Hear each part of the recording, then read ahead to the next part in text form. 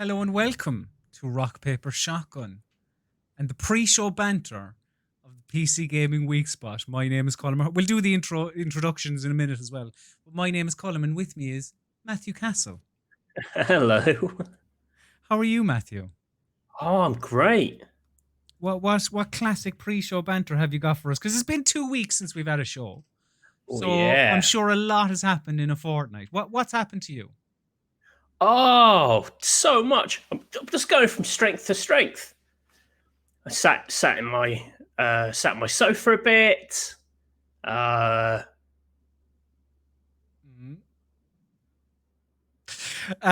I did similar over the night because I was on holiday. I watched all of Succession, which is a great television show with Brian. Nice. Can we actually? Here's a thought: is Macaulay Culkin Kieran Culkin's brother now? Is that the way we should now word it? he always was. But you know what I mean? Like it's not a recent development. But like Macaulay was obviously top dog in that family because of Home Alone, to a lesser extent Richie Rich, to an even lesser extent again the Page Master. But Richie Rich is just Home Alone again, right? It is, yeah. But Kieran he's built a bit of a career for himself now. So like he's definitely, I would say, more the higher ranked Culkin. Yeah. If you were to rank Culkins for me, what would be your Culkin ranking? So Kieran is number one. Would Macaulay be number two?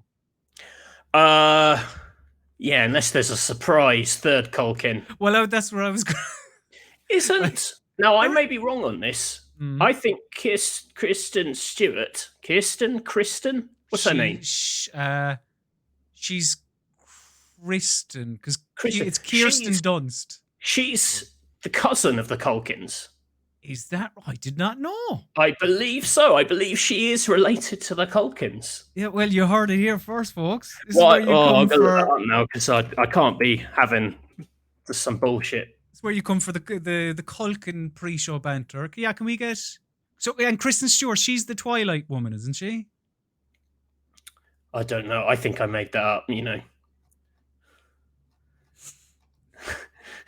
I don't know about that. I honestly don't know. No. No. I don't know where that came from. That's bullshit. Let's distract the people at home by giving them a lovely jingle. The jingle, in fact, to the PC Gaming Weekspot.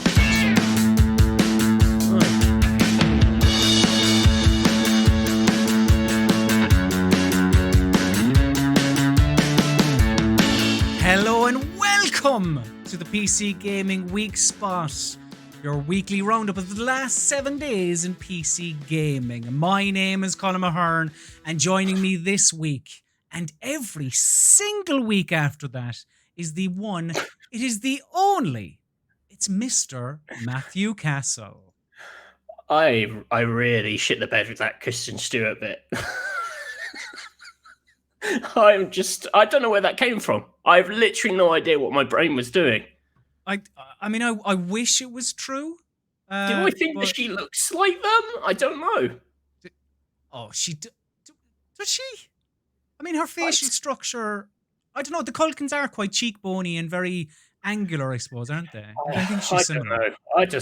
I don't know what happened there. Anyway, hello. Yeah. It's good to be back on a Tuesday, yes, indeed. But for reasons that will become clear in about... it can become clear now, 6 o'clock. Baldur's Gate 3. But there are other things as well. Do you know what, Matthew? Let's tell the viewer what is coming up on the show. Let's do it. So, in headlines and hot takes, CD Projekt Red, well, they're crunching like the best of them to get Cyberpunk 2077 done. Amazon and Jeff Bezos has dipped their little toe into the cloud gaming market with Luna. Nvidia is delaying the launch of the RTX 3070. I know my boy Matthew has plenty to say on that, as well as open his gob for some tasty info snacks. In show and tell, yes, your eyes don't deceive you, Matthew Castle has played Baldur's Gate 3. And I'm very excited to hear what he has to say about it. A game that I have played is Spelunky 2, And you know what? It's too feckin' hard. But I will discuss more on that later. A game that is an absolute triumph, however, is Hades. Yes, sexy gods and hack and slash. It is an absolute joy. Also on the show, mystery Steam reviews. Is the score? The score is currently 3-3. So we'll find. Will somebody going to take the lead? Are we going to get another stalemate? We'll find out later on. Also, a jazzier mystery Steam reviews as well for those watching at home. We'll also be taking questions from you, the lovely viewer, in a segment we like to call Burning Questions. So do get them in for that. We'll make the call out. And sadly, that's where the show will end this week because, well, no Steven Spielberg, Matthew. And viewer at home, I'm sorry to say. But I do have valid reasons. And those reasons are that Steven Spielberg, he doesn't work Tuesdays, I'm afraid. I've been speaking to his people. Yeah, that's it. That's the deep lore dive you're doing for this explanation. What do you mean I'm doing? But this is the explanation I was given by his people. Yes, of course. I'm not making up anything, Matthew. But yeah, I was talking to his people, and they said, look, it's been 2 weeks since the last show, and Steven's been bumped a few times, and there was maybe a little bit of bite in the email, but I think all in all, it was essentially just he'll be watching again tonight. He has decided he will be coming back on the show, but not until next Monday when normal service is resumed. So that's something to look forward to. But Matthew, your suit, your beautiful suit and tuxedo, excuse me, it's not going to waste. I'm celebrating the release of Baldur's Gate 3. That's a good enough reason. Yeah. No, definitely. So so a little bit of behind the scenes stuff. I haven't washed this tuxedo since we've started recording, doing these shows. And it reeks. It's so unpleasant. Are you thinking about wash? I think if you wash it, it will ruin the magic. I think you just see how far you can go. It kind of keeps me on edge. But Matthew, before we get into the meat of the news this week, will you please open up that gob of yours? Because I've got some info snacks for you. Info snacks for his gob. So, over the last fortnight... This is getting a bit partridge for my liking. Over the last fortnight, we've had a number of different things. These are only like small little nuggets to throw at you. Like one, the Keelys 2020, otherwise known as the Game Awards. It's happening on the 10th of December. And they're also planning to stream from 3 different locations like Live Aid or WrestleMania 2. It's going to be streaming from LA, London, streaming Tokyo. From WrestleMania 2? No, it's like WrestleMania 2. Oh, right. I was just going to say, if Jeff Keighley was going back in time to present Best Voice Actor from WrestleMania 2. Alongside Cyndi Lauper. Cyndi Lauper? No, she was WrestleMania 1, I think, yeah. Anyway, in other news, after the announcement of the Bethesda deal, Microsoft CEO Satya Nadella, he said that the company is open to making more acquisitions in the future, so maybe they might be opening up their gob as well. No one likes a boaster. Inner Sloth, the studio behind 2018's Among Us, has cancelled Among Us 2. But you don't have to awe in pantomime fashion. They've cancelled it because, well, their game from 2 years ago is after getting very popular, and they're now going to put all of their efforts into sorting that one out. Also, last week, Variety reported that a live-action movie based on Sega's Yakuza series is in the works. It'll probably be shit, but we can dream, at the very least. And in other telly news, and in addition to the Resident Evil Netflix show involving the Wesker kids that we discussed a few weeks ago, Resident Evil Infinite Darkness is coming in 2021 from Netflix. It's a CGI telly show that involves Leon and Claire. Any interest, Matthew? Good. Genshin Impact, the Breath of the Wild alike, that has been getting a lot of press lately, has been downloaded 17 million times within 4 days of its release date. That is a lot. That is a lot. Yeah, so people like it, so I should probably get around to playing it, really. And on our last episode, we mentioned that Michel Ancel, the creator of Beyond Good and Evil and Rayman, was after retiring. He was going off and focusing on wildlife and all that. However, it would be remiss of us not to follow up on that because French news outlet Liberation published a report saying that Ancel created toxic work environments at Ubisoft. It's a developing story, but one that's definitely worth it. Rayman. Turns out he was a despicable glowbox. Yeah, it's a bit of a shame, but there was also like a survey gone around Ubisoft that it was, I don't have the figure to hand now, but it was a ludicrous amount of people that had been that said that they had gotten some form of harassment. So not great, it seems, at Ubisoft. But Matthew, you can close your gob now, or in fact, you can open it a little bit wider. Weird. Because it's time for the big news in headlines and hot takes. Let's do it.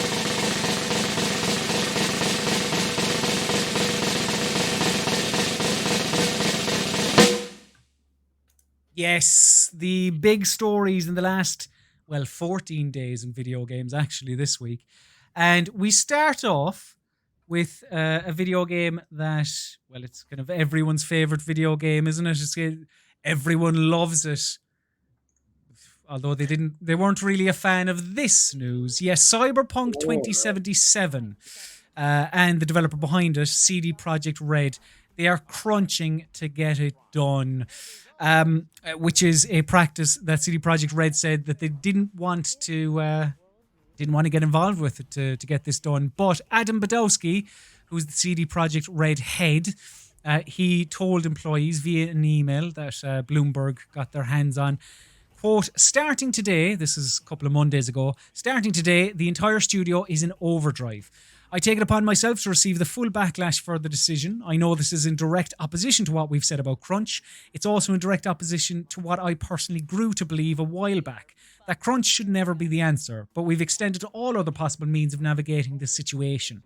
Now, this obviously caused some backlash, and Badowski took to Twitter to, I suppose, take the brunt that he had spoken about in that company email.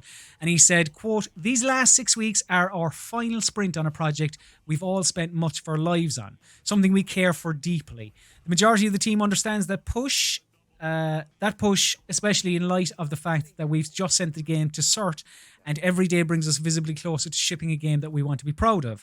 This is one of the hardest decisions I've had to make, but everyone is well compensated for every extra hour they put in. And like in recent years, 10% of the annual profit our company generates in 2020 will be split directly among the team. Crunch, Matthew Castle. Something that comes up an awful lot in video games. Rarely in other... I mean, I don't hear about it in film or TV all that much, but you'd imagine it must exist. But every big game, the last one was not PC. The last one would have been The Last of Us 2, I suppose. Before that, you had Red Dead Redemption 2. I think we have a habit of talking about the public crunches when, it's obviously implied that there's a lot more kind of going on sort of beyond the surface at a lot of places. Yeah. I mean, obviously not a great practice, but some people may be like, are we talking about crunch again? It's like, yeah, we are, because whilst Badowski says, and it's by Polish law, these people who are working extra hours, I think it's reported to be like an extra day in the week, they're working 6 days. By Polish law, they have to be paid. But, rightfully so that they should be compensated for their time. Does crunch ever impact your feeling on a game, Matthew? I don't know. I find it a very tricky subject matter because, I fear that the the weak argument for sort of ignoring it, or not ignoring it, but something a lot of people do to kind of reason it away, is that every industry has its problems, and everyone faces these challenges, and people have to put in the work, and as a defense, it's kind of like, well, it sounds a little bit like, well, I get screwed over, so everyone else should get screwed over too. It's a bit messy. The thing I would say, and the thing I've never really understood about games, or actually, no, I'll tell a lie, something which I think has become more apparent this year is that actually you can delay stuff. It's like time it's not the end of the world. This year has been chaotic. That chaos has thrown a lot of stuff out of whack. I don't think that it should just take a giant plague for that to become okay. I think people should be comfortable and confident to say, it's literally not the end of the world if you don't hit this particular date. It is like don't even announce the date, and it's this idea of like, I want this thing, but I don't know. I feel like the world's changing a little bit, and like everything's become more flexible this year. This is kind of the year of flexibility. Well, the most recent, in terms of flexibility, the most recent thing is like James Bond, which is now coming out in April, and it was meant to be meant to be November? Yeah, I mean, some of that's that's slightly different, I think, because I think that feels a bit more cynical, because basically all the films have looked at Tenet not making gross amounts of money, only making loads of money, and going, well, this ecosystem isn't like sustainable for my film, and if I put my film out, I'm going to lose money. So it's a bit more cynical, because then it becomes a bit of a vicious circle with films, because without the big films, the cinemas can't justify being open. If they can't justify being open, people won't release big films, and it basically feels like cinema and films have hit the pause button until there's a vaccine, basically. But I don't think games are the same thing. Games flourish. You can get them at home. It's a brilliant piece of home entertainment. Lots of people have done very well out of this, what's going on at the moment, for that reason. Yeah. So I don't know. I almost feel like there can be an end to the crunch conversation, and it's just to say, well, things are now done when they're done. Within reason. I mean, I think. So I know you're looking at it from a rational point of view, from a consumer point of view. I've always thought, I was going to say what I thought, but then there's the Shigeru Miyamoto quote. What is it? A bad game is a bad game forever, but a delayed game can be good. I don't know, whatever it was. But delaying a game isn't the end of the world. However, do you? I mean, I suppose is it investors? Is it like, when big companies are looking at the fiscal year, like that's obviously why they want the game to come out at a certain date, and they have to answer to the people sitting around the boardroom, why is this not happening? I don't know, or like, do you give that any weight at all? Nope. Like, they should understand, they get what they get. I mean, like, why should I care about an investor? I just want a good game, and I think it's okay to want a good game and not people to be absolutely destroyed doing it. It's not a very spicy take.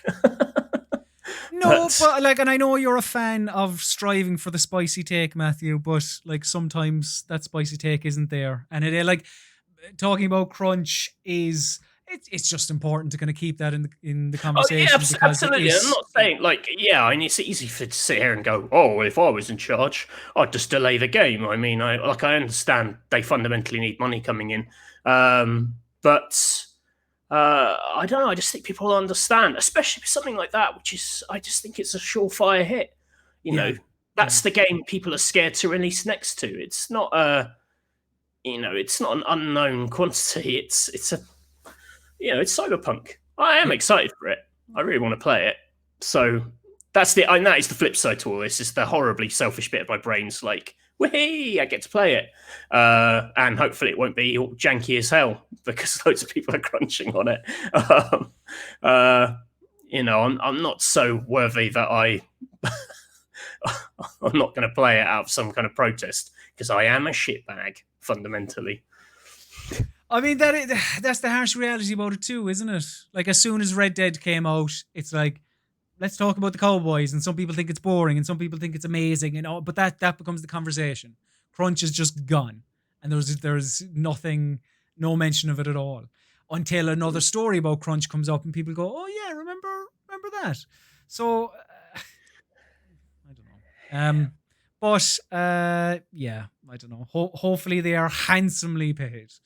Is the best. That's it, and the thing about them getting all getting a slice of the profits and everything. I mean, I don't know. And the other, yeah, I just hope they're well compensated for it, and maybe they are driven by mad pride. It's very hard to say. And that's the other thing I would say is it's very hard to say, having never worked at a video game studio. I don't really know what the atmosphere is. I've worked on games magazines where there was a sense of the team pulling together to get it done, and there was a bit of a sort of a kind of mad energy to that. Maybe there's some of that. Isn't that, like, I toyed with the idea of bringing this up, but like you sort of have. We have an element of crunch in our side of games as well. An element. We have crunch in our side of the industry as well. And I like sometimes it is self-imposed, sometimes it is maybe suggested by management, sometimes it is like there are all these different factors. So, but like I don't know what their pressures are like versus our pressures. And it depends I'd imagine it depends what game company you're at. It depends what website you're at, all that. But as I say, hopefully they are at the very least getting handsomely compensated for this, and CD Projekt Red don't do this again. And other studios. And I don't know, you'd have to kind of hope that something is done about it on a larger level. But I don't know. We will see. In other news, we shall see. Matthew, one thing we will see is cloud gaming is going to take over the space. This is the new shit, and the new shit is Amazon Luna. Yes, Jeff Bezos. He looked at Alphabet. Amazon, we're hitting all everyone's favorites. He looked at Alphabet and he said, this Stadia, I can do better than this. So Luna is Amazon Stadia, effectively. We'll talk about how it's split up, but when they announced it, Amazon said, players can enjoy Luna games on their favorite devices without lengthy downloads or updates, expensive hardware, or complicated configuration. They can even start playing on one screen and seamlessly pick up and continue at another. At launch, Luna will be available on Fire TV, PC, and Mac, as well as on web apps for iPhone and iPad, with Android coming soon. So you can use, obviously enough, they're going to have their own controller, but you can use mouse and keyboard and other controllers too. But there is Twitch integration, of course there is, because they own it. So if you're watching somebody play on Twitch, you can buy the game that they're playing. But the way Amazon is split up is into channels. The way Luna is split up is into channels. What I gather, the main one, the Luna one, is called Luna Plus, and it'll set you back $5.99 per month, and at launch it's going to include games like Resident Evil 7, Control, A Plague Tale, Abzu, and you'll be able to run these games at 1080 60 with 4K coming later. There's also, or the only other publisher that I think at time of recording that have been signed on to this is Ubisoft, which say that they'll have their own channel with like Valhalla, Far Cry 6. So new games are going to be on it, but old games will be there as well. Matthew, my question to you is, when is the bubble going to burst? Because it has to be soon, does it not? Has it even inflated yet? Isn't the bubble like it's really successful? you're Isn't that saying what the bubble means? Doesn't the bubble's like where everyone's having fun in the bubble, and then the bubble gets big and then it bursts. Like right now, I wouldn't say that Stadia is a massive bubble. does the bubble? Yeah, okay. See, I'm talking. Yeah, okay, fair enough. I like, but Okay, like, I'll take that. But like, I don't know. okay, my, I'll tell you about my bubble. My bubble is just money from the consumer and taking. So, like, I'm looking at just services you're subscribed to.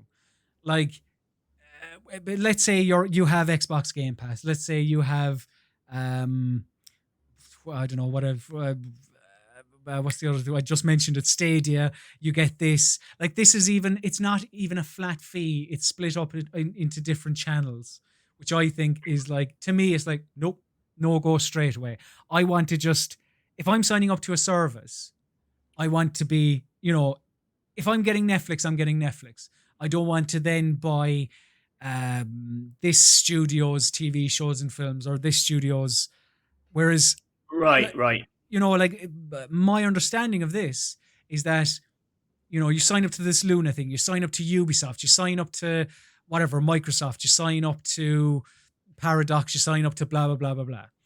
Like, I think before this has left the starting gate, it's like it's on a hiding to nothing, really. Yeah, I mean, it's the problem I have with Amazon Prime as well is that you got Amazon Prime, but then it's also it's like Matthew. a vessel.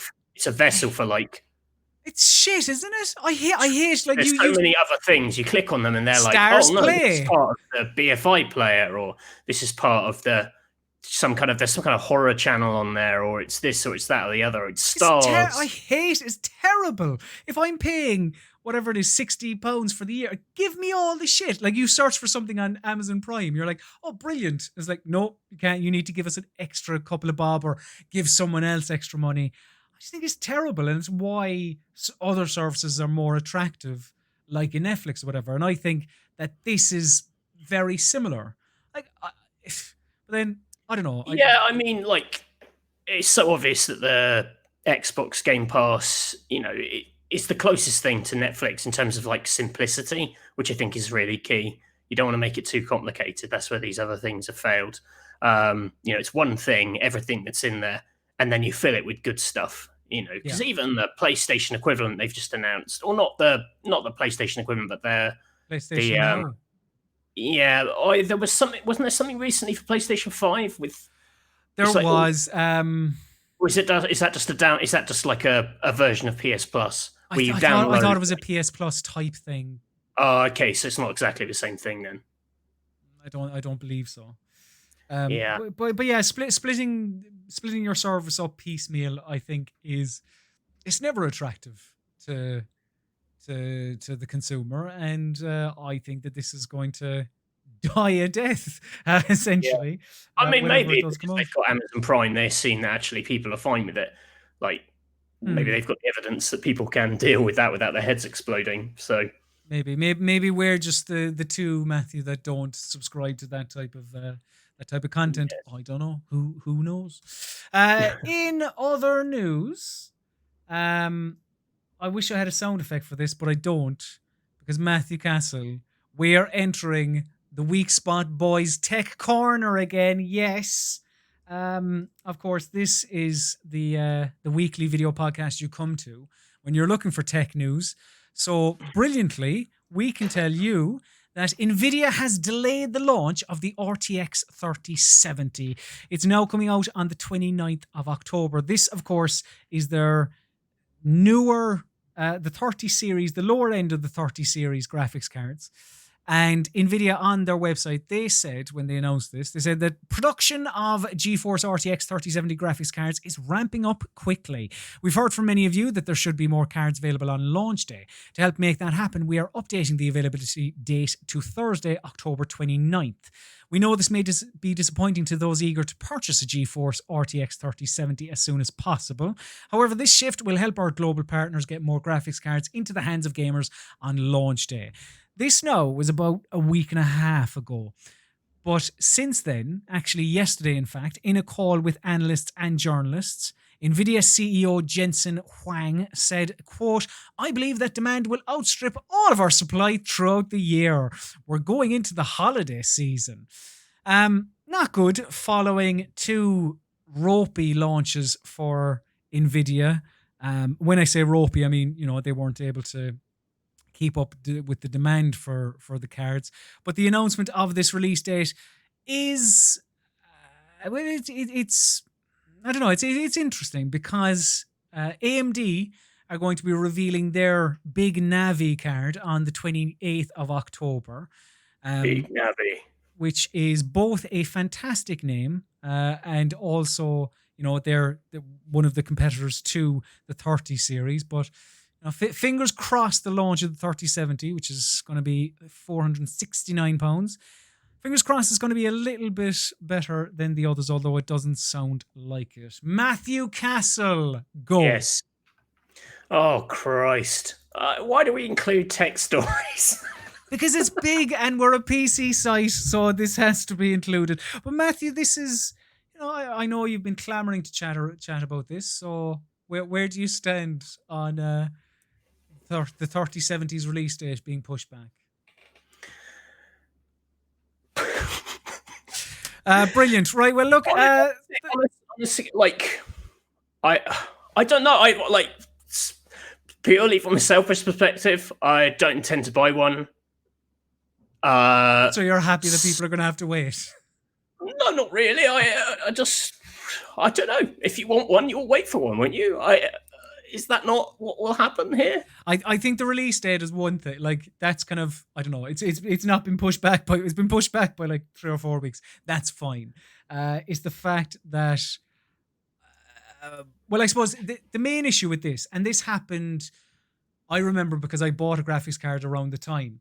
Do you remember 2 years ago when the world was going cryptocurrency crazy and everyone who had a bit of cash to spare was buying rigs of like 6 graphics cards to try and mine for cryptocurrency because, I don't know, the two of the Facebook lads, the twins from the Social Network, they got richer off of cryptocurrency or something. So everyone was like, this is my get rich scheme. This is amazing.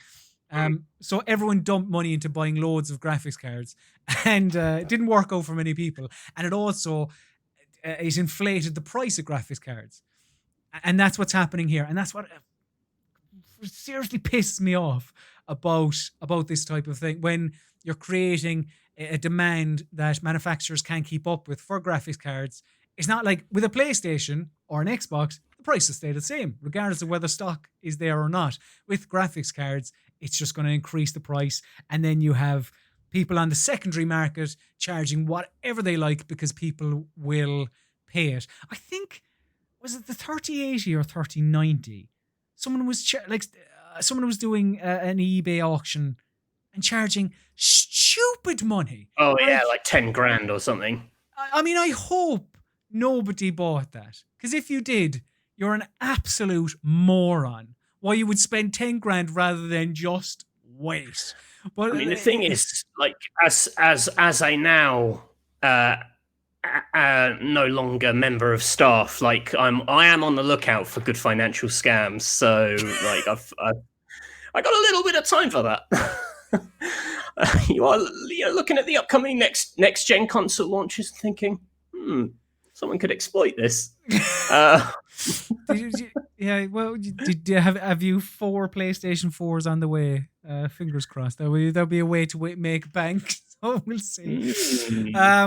But yes, that is Tech Corner. We're leaving Tech Corner for another week. The news. People need to do more games news and less gaming adjacent news. That's my take.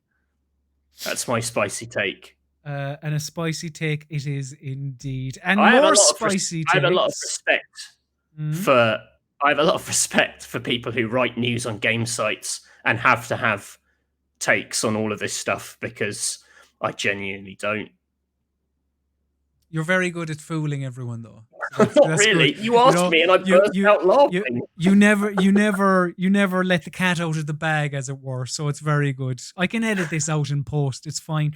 But yeah, there is your news of the last 2 weeks. A relatively slow news period over a fortnight. Relatively. But now it is time to talk about the games that we've been playing over the last 2 weeks in a segment we like to call Show and Tell. Show and tell, show and tell. We can't afford a proper jingle. It's meant to be jingle. Yes, A Show classic. and Tell is the part of the show where we chat to you about everything we've been playing, normally over the last week, but over the last fortnight today. And Matthew Castle, you have Yes. been playing quite a big one, haven't you? You have been playing Baldur's big 'un. Gate 3. A big one. So this has come to early access. It's out at time of recording, I don't know, a half an hour, is it? For those living under a rock or that don't know, Baldur's Gate 3, Matthew, before we get into the nitty gritty, what is Baldur's Gate 3? So Baldur's Gate 3 is the return. And don't be smart either. No, I was going to say it's the return of the legendary RPG, last seen in 2002. Sure. Does that sound right? Does that sound right, people? It does to me, and that's good enough. Does that sound? I've got to check this out because that is. It's fine. Everyone believes 2000. it. I was a bit off it. 2000. Yes, Baldur's Gate revived by Larian Studios. Though we say revived, probably taken over is a better term for it because it is. It's not really the Baldur's Gate you know and love. It looks a lot more like a Larian game. That is Divinity Original Sin. It's made in their engine. It's got a lot of their thinking in it. But what surprised me, and this is the headline take, it feels to me like a marriage of what Larian do brilliantly in Original Sin 2 and what BioWare went on to do after Baldur's Gate in Dragon Age and Mass Effect. This may sound like a very superficial take in that I'm literally just looking at the cinematics and going, they look like Mass Effect or Dragon Age cinematics. You see the characters, but there is something about that more on the ground sort of cinematic storytelling that just changes the whole vibe of it. You know, something I talked about in the preview, which is on the site or the early access review. But it felt to me like I loved Original Sin 2. Do not get me wrong. It's quite traditional, and I felt like it kind of holds you at an arm's length when it comes to storytelling. You know, it's a game with a narrator that fills in a lot of the gaps. You view everything from this isometric angle. Like, there are animations and things happening, but you're not there in the meat of it. Like, it has to sell a lot of the emotions with writing. And just seeing Larian's writing brought to life in this more modern feeling style, it's really exciting. Like, I love Larian's characters, but here I feel like I know them a lot better. Like, they're instantly established. Like, they have to be kind of fuller characters because they have a physical presence. You know, there's like the digital actors. So it's that and the voice acting together, like, really bring them to life. Yeah, so that was like that was the big thing. I was surprised that, and I don't know why I was surprised because it should be obvious that it was going to be like that, but it really does feel like a kind of Dragon Age in the kind of storytelling, but then with the kind of depth and scale of Larian's systems. Okay. How much or how big is this? Because it is worth noting for anyone that hasn't been keeping up with the development of Baldur's Gate 3 that this has been released in early access. Early access, yeah. So this is the first act of the game. I'm going to come absolutely clean. I haven't completed it yet because I played it for about 15 hours and then there was a big update and it wiped my save file, so I had to start another character. Welcome to the world of early access, baby. But actually it was great because basically I went in knowing kind of what I had to do, and I basically went, well, I'm going to make all different decisions and see what happens. And actually it was really substantially different. I am pretty confident in saying that if you were to put this next to the first act of Original Sin 2, which was the sort of the escape from Fort Joy, this is vastly like more sprawling and branching. I mean, physically the map is way bigger, but also the kind of depth of choices, the variety of things that can happen, really grand, and they're things that feel like they're going to have big repercussions down the game. I mean, a lot of people you meet in this are heading to Baldur's Gate, which is clearly like, I don't know if it's the next destination or the end of the game, but and you are deciding the fates of a lot of these people in this area. So whether or not you actually meet them there or get them there, like, I imagine the city could be a very different place based on decisions you make. How much do you know about like the story of this? Very, very little. So that was going to be my next question. If I am a Baldur's Gate noob, like, is there anything here for me? Oh yeah, so I mean, really, the connective tissue is currently kind of non-existent. I have the feeling that, like, much further down the line, the big twist is going to be that it is more closely tied. But right here, the situation you're in, the characters you've got, they are not the old characters. It's set 100 years after the events. It's actually, if it has any narrative ties, it's to the campaign, the recent campaign book Descent into Avernus, which basically it was a story that took people down into sort of one of the layers of hell. And this is set sort of canonically after that. So there are references to things which if you have played that, I would assume they would mean a bit more. Like, there's lots of devils and devilly stuff going on.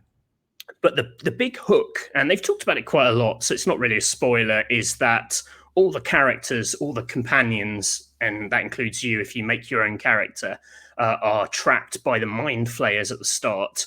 And you have these sort of tadpoles inserted into your eye that then worm into your brain. And the deal with these is they get into your brain, and traditionally they turn you into a mind flayer. It's how they hatch more of themselves. So you basically transform. So everyone has this kind of ticking time bomb in their head. Everyone wants to get rid of this stuff so they can move on and get out of there. The footage you're seeing at the moment is on board the ship at the start where you get caught, which is kind of a tutorial area where you escape from, and then you find yourself down on the ground. You're meeting companions. Basically, everyone wants to get out of their head. Everyone disagrees on how it should be done. I mean, in the same way that your objective was to escape Fort Joy in the first act of Original Sin 2, your objective here is to deal with the tadpole. And this evil tadpole, yes. I know it sounds dumb, but then it's very well done because it has this like instant. It's like instant motivation, and it's not like, if you don't do this, the world's going to end. It's like, if you don't do this, you're going to end. It's a very like. Yes, I like that. Yeah, because then like in other RPGs where, as you mentioned, Mass Effect, the world is going to end, the universe is going to end in Mass Effect, but yeah, why not? I have time to, go to the shop and buy whatever, grab that thing for that person and all that. Whereas you're saying the story here is more personal. It's more about the actual people involved and the tadpole that they're trying to get out of their heads. Yeah, and so you have this, and you have all these disagreements over like what you want to do, and this is where I'd say the thing it has most in common with more Baldur's Gate 2 and Baldur's Gate 1 is that game also had like, the party was in quite a grim place at the start of the game, and everyone was quite unhappy, and it causes kind of sort of divisions and drama, and like, this feels like a spiritual successor to that kind of thinking. it's very easy for people to say, oh, this has nothing in common with the old Baldur's Gate. And if you play it, like it has there are vibes, there are elements and ideas that you can sense, and but it is, there's no explicit connection. But the other thing I really like about it is that, like, all the characters obviously have their own storylines. Like in the full game, you'll be able to play as the companions if you want. You can pick to start as one of them, and they are called Origins characters, and it's a similar system to Original Sin 2. But the thing I really liked about that is that they all have their own motive. They're all trying to achieve their own things on top of the tadpole. Some of them are more bothered about their personal issues than they are the tadpole, which sort of hints that they've got like some bad business going on. And those objectives put them massively in competition with each other. And it also puts them in competition with like missions you'll find. Like you often go into a mission and you've got all these things that you're trying to do. Then all of a sudden there is one of the characters is like, well, personally, we can kind of hijack this for my purposes. And so let's do that instead of helping these people. And that throws a spanner in the works. And I was really impressed with how many kind of conflicts of interests it manages to cook up in quite a small amount of time. Like everything feels compromised like really quickly. Which is really exciting.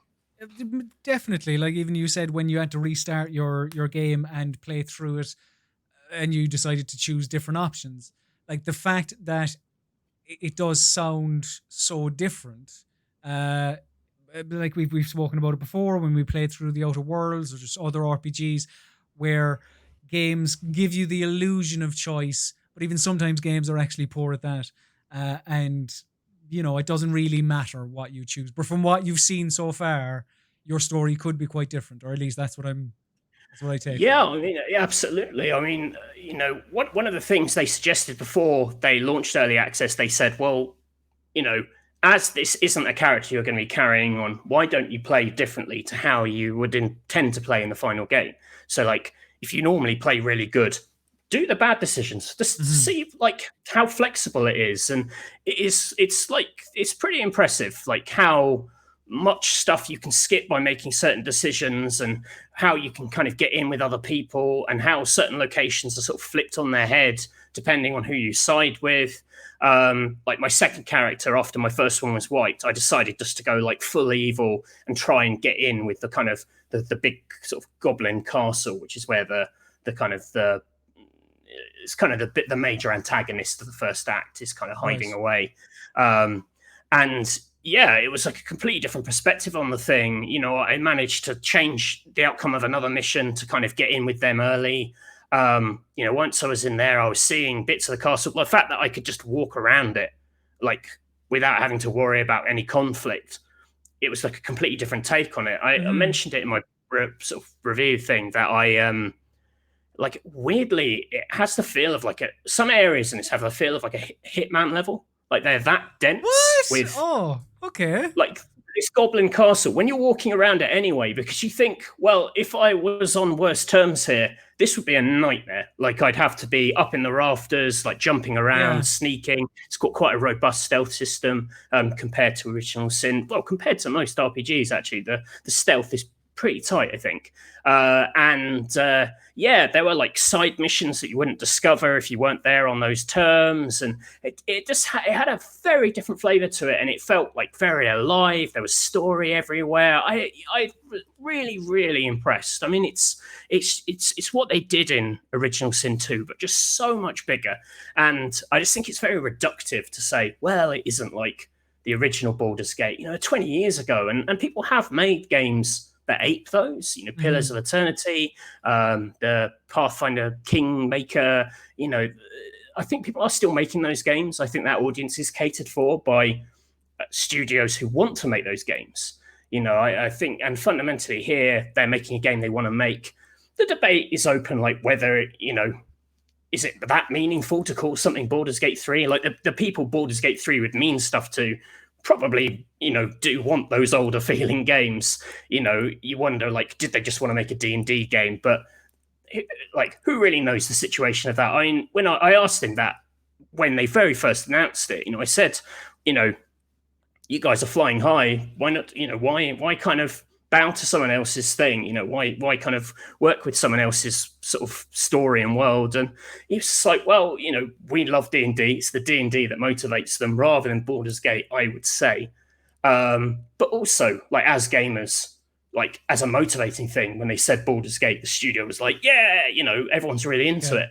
But they're sort of filtering it through their own thing, and I would say it is got a very different rhythm and tone to Original Sin. Like, it's not that it's a lot more serious, but it's definitely less sort of silly fantasy. Like, I'd say it's a bit more straight-faced. I'd say it's way more not streamlined, but it gets to the point super quickly. Unlike me, well, can I pick you up on a point that you've been mentioning there about those Baldur's Gate fans? Like, so I asked if there's something here for me as somebody who would be coming to the series new. Is there much here for somebody who loved the first two Baldur's Gate games? Like, can they come into this and fall in love here? Or, if they have an open mind, like if they're looking for the exact same game, they're obviously not going to get it. No, I mean, there's like a nostalgia in like some of the spells. Maybe there's like a lot of iconography where you're like, oh yeah, that.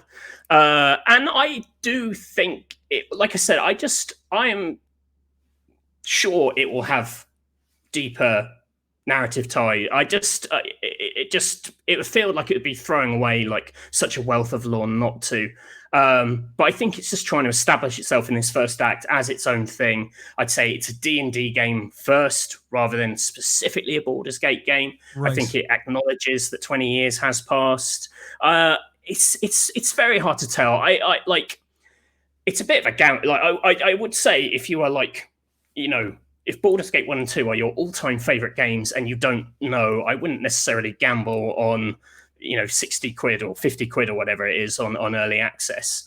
Like, people are going to be streaming the shit out of this, and, you'll get a really good feel for it that way. I would say that, like, I know there are a lot of arguments against Original Sin 2. There's lots of stuff people don't like about that game, that series, and, they'll cite that when they say why this shouldn't be like that. Yeah. And I do think they have tackled some of that. Like the combat has fewer of the irritations. There's less focus on elemental surfaces. It hasn't got the kind of physical magical armor system. Basically, a lot of Original Sin 2, for all its sort of systemic kind of openness, kind of forced you down quite limited paths, unless you really know what you were doing, because you were just trying to fight against certain systems. This doesn't feel like it has that, again, like based on what I've played, which is about just under 25 hours.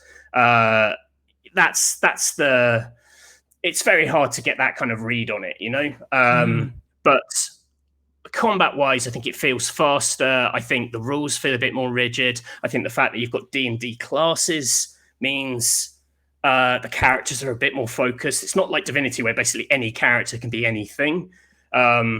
It has more limitations, and maybe people will find those more satisfying to work in. It also looks gorgeous. And the companions are really good. Like, I won't spoil them because you've got to play it and see, but there's fun twists, and like there's one, like when he died in battle, just a common death triggered a side mission because all of a sudden, like, there's something very, very wrong with his body and you have to fix it. And it kind of throws these like surprises at you. Honestly, I've had so much fun with this weekend. I've really, really enjoyed it. I am an Original Sin 2 fan for sure. I'm fond of Baldur's Gate, but I'm not like I'm not completely sort of zealot about it. Yeah. I think this is really fantastic. If you, whether you're getting on early access, like, the pain of playing this is you will want to see more, and it has a natural limit, and you're going to have to wait whatever, maybe a year. However long, yeah. Like, right. How long? But then I suppose you have so much content in all the different choices. If there is such a if your choices have such a dramatic impact on the characters, the world, all that, then I suppose you could play this first chapter or whatever they're calling it however many different times. Have you gotten a sense of how long that would take to play from start to finish? This first chapter. So they've said 20 hours, which I think is like that's beasting certain things. Okay. You know, like the map's big. There's a lot going on based on what you choose to do. Honestly, it's there's a lot here. I mean, it's that there is a list of the stats compared to the early access for Original Sin 2, and it's just, I mean, it's something mad. Like that had 200 characters. This has 600 characters in it. This first act, and Jesus, there's loads here, and there's loads that you are definitely missing. Like it's one of those games that whenever you kill a character with a name, you always think, well, that guy had a name for a reason. You know, like he was probably part of something I haven't even discovered. You know, so yeah, I'm like, I just want to go back and play more of it. I'm really into it. You know, I think it's fabulous. That's pretty good. So looking forward to playing chapter 2 then. Oh well, yes, and presumably Act 3 as well. Yeah, I mean, yeah, this is. I didn't even go to the Underdark, which he went to in the demo, right? Which is like the kind of mad subterranean world with all the mushroom men and everything. So there's more content in this than you'll probably get in some finished games. But yeah. That's Baldur's Gate 3. If you have any questions about it, just fire them at us or put them in the under the comment post on the blog, and we can fill in some answers. Indeed we can. Lovely. Well, maybe I'm going to have to make it my business to find some time to play Baldur's Gate 3. But over the past week, Matthew, I've been finding time to die and die and die again in Spelunky 2, which has been out for, I suppose, a while on consoles, but recently came to PC. And for those that don't know, Spelunky 2 is a procedurally generated action puzzle platformer roguelike where you play through these Mario-like worlds thematically, not, you know, there isn't question mark blocks everywhere. But and you pick up loot along the way to buy better gear, better weapons, and so on and so forth. But as I said, roguelike, so based on runs where you have 1 life per run with like 4 or 5 hit points, depending on how many dogs lick your face, which I'll talk about in a minute. But in Spelunky, as is the case with every roguelike, like a death isn't a failure, like, and in particular in Spelunky, and this is why I suppose people gravitate towards it. Death isn't a lesson, death isn't a failure. It is a lesson about, say, the stony like blocks that have carving on them. Well, if you go past them, an arrow will shoot out of them.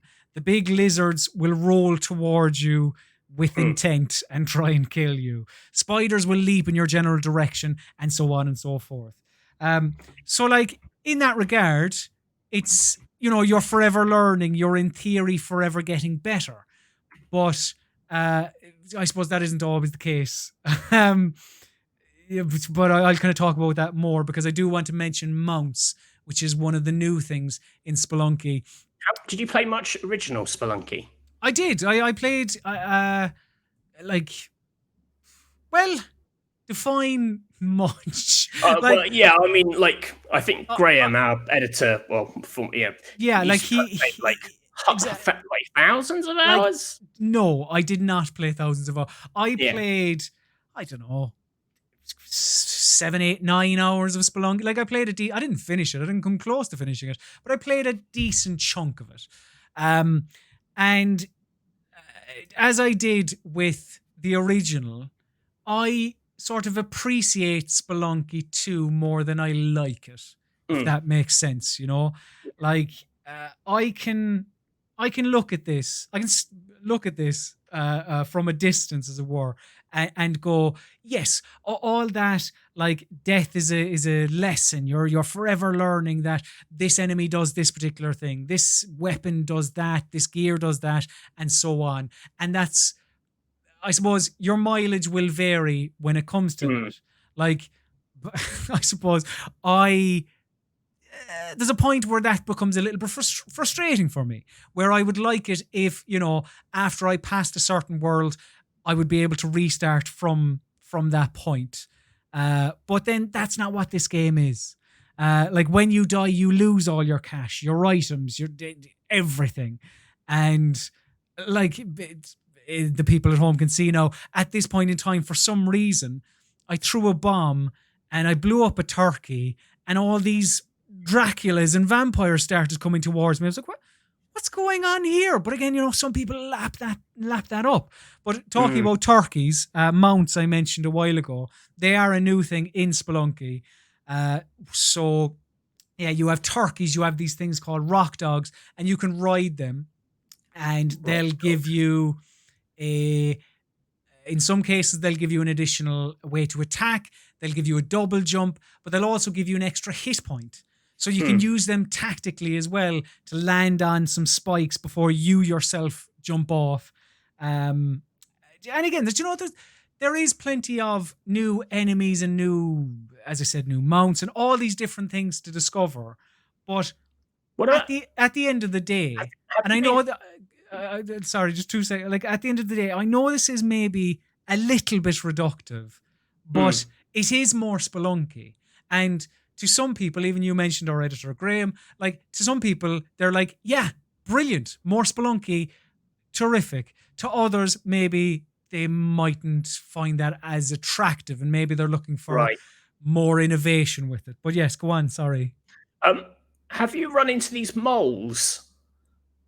Oh, Jesus, Matthew. So I keep hearing people talk about the moles as if they're like the most cursed thing in all of games. I'm just trying, like, I haven't played Spelunky 2. I have no idea, like, how bad these moles are. The moles are murder. At one point, I can't remember if I put it in this footage, but at one point I went into a shop and was perusing the shopkeeper's wares when a mole just burst out of the wall and just killed me stone dead.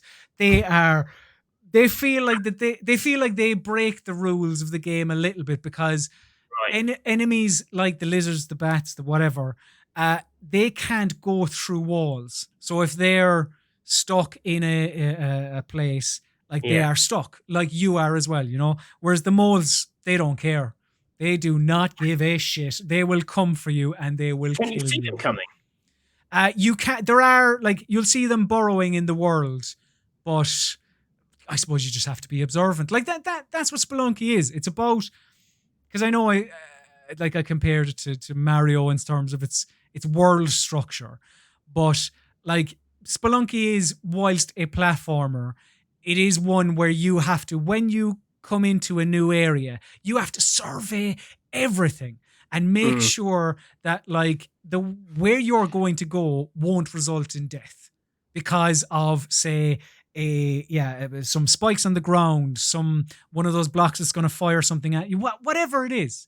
So the level of strategy involved is mental. I like I kind of prefer Spelunky from afar. Like, that's what I'm saying. I like watching people do mad stuff. I like, watching people do daily runs. I really like hearing about the secrets, because I know that it has, like, well, the original anyway had, mad layers of stuff beyond what was obvious. And a big part of the appeal of this is going to be excavating those, like, probably over the course of years, seem to be the pace with the original game. I don't know if just the kind of community culture now is such that they'll rinse it sooner than that. But maybe I love hearing about that stuff. I love the idea of someone building this weird kind of mystery box of stuff that you have to kind of pick away at, and has kind of the potential to keep people guessing for years to come. Precisely. That is my feeling towards it. It is something that I love hearing about, these stories. It's like, what's that other game? EVE Online. It's like, do I have interest? I mean, that's a little bit different. Right, like, do I have interest in playing EVE Online? No. Do I have interest in playing Spelunky? Yes. But at the same time, it's something where the community and how how rabid they are just about kind of soaking up every little secret is Yeah. something that I can't get involved with, involved with, excuse me, but something that I can totally appreciate, and that's Yeah, yeah. Spelunky on the whole. Very hard, a very, very hard video game. You'll see strategically, I stayed away from the difficulty of it in this conversation and mainly spoke about other things. I think your footage speaks for itself. I am shit. One game, however, Matthew, that I'm not shit at, that I would go so far as to say I am decent at, is Hades. This Really?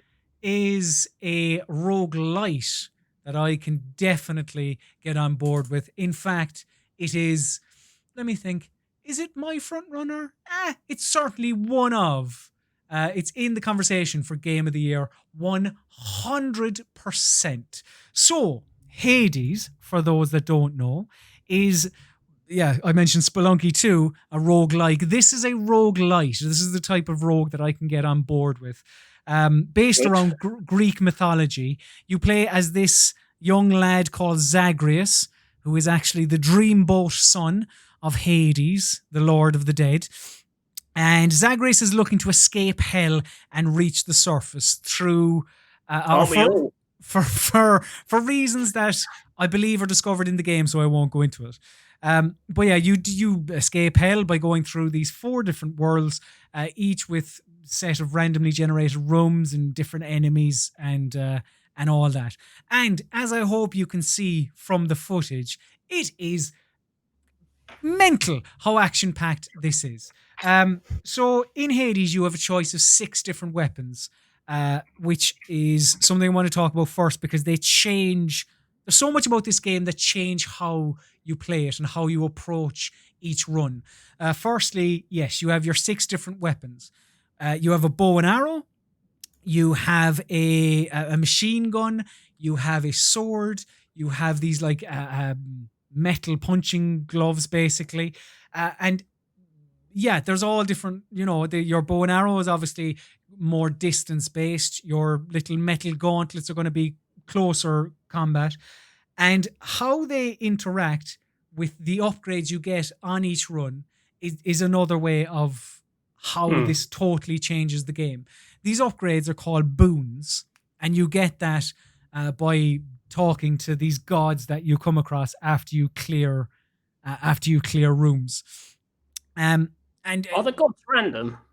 The gods are random. So I should say, if I didn't, the rooms that you come into are procedurally, or no, are they procedurally generated? No, I think they're randomly doled out. I think, right. But I don't know.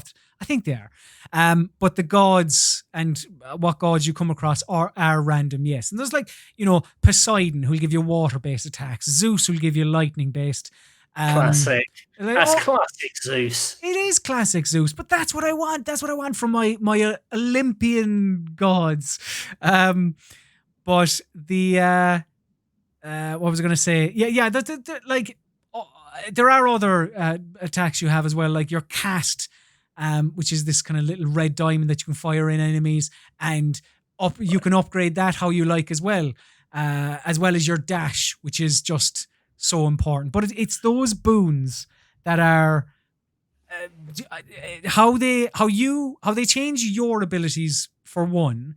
Like it can so Zeus can give you, we're talking about a lightning based attack where if you just narrowly miss a hit from an enemy, you'll strike them with lightning. But there's say Poseidon's again. I don't know why I've just focused on Poseidon and Zeus. There's loads of others. Yeah, you really like Poseidon. I know, the one thing I know about Hades is that lots of people on Twitter lust after the gods. Well, they're very sexy. Like all of these gods, no matter who they are, and no matter how little clothing they're wearing, they're just dead sexy, Matthew. Like Zagreus reminds me a little bit of Bowie, really, in his two-toned eyes. His hair is probably a little bit more, I don't know, Green Day in the early 2000s, perhaps.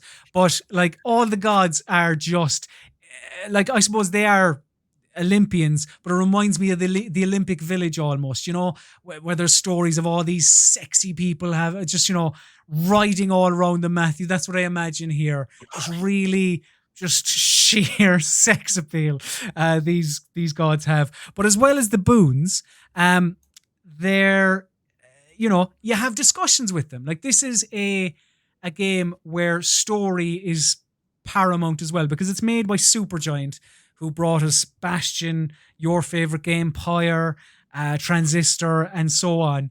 And during the runs, you'll have chats with the gods, and they'll reference, say, the weapons you have, the powers you have, maybe previous runs, discussions you've had with other people.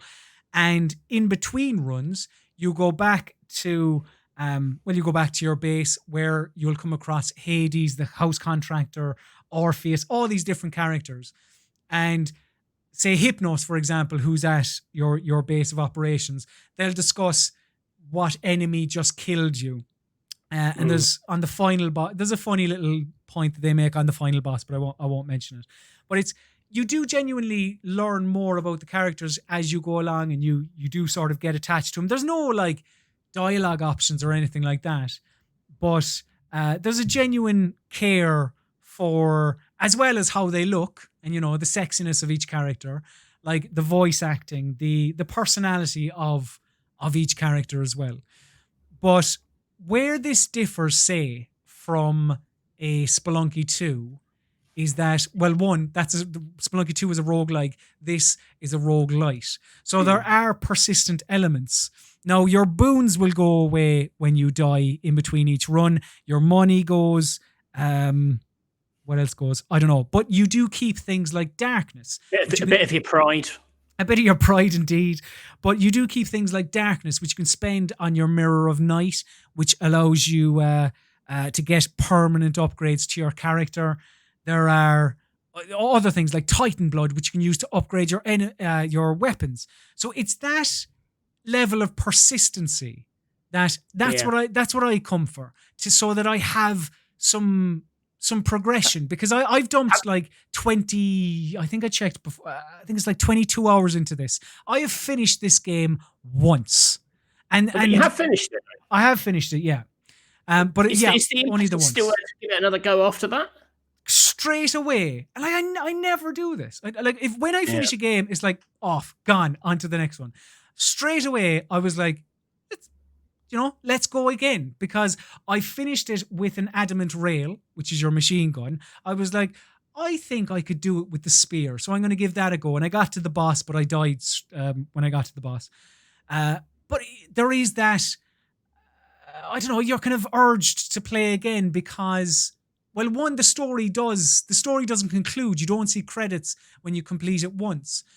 So, if you are invested, and after 20 or so hours, you probably are going to be invested in the characters, you're going to want to see the conclusion to that story. You're going to want to see if you can complete the game with another weapon, with a different set of boons. It is, what an absolute marvel of a video game.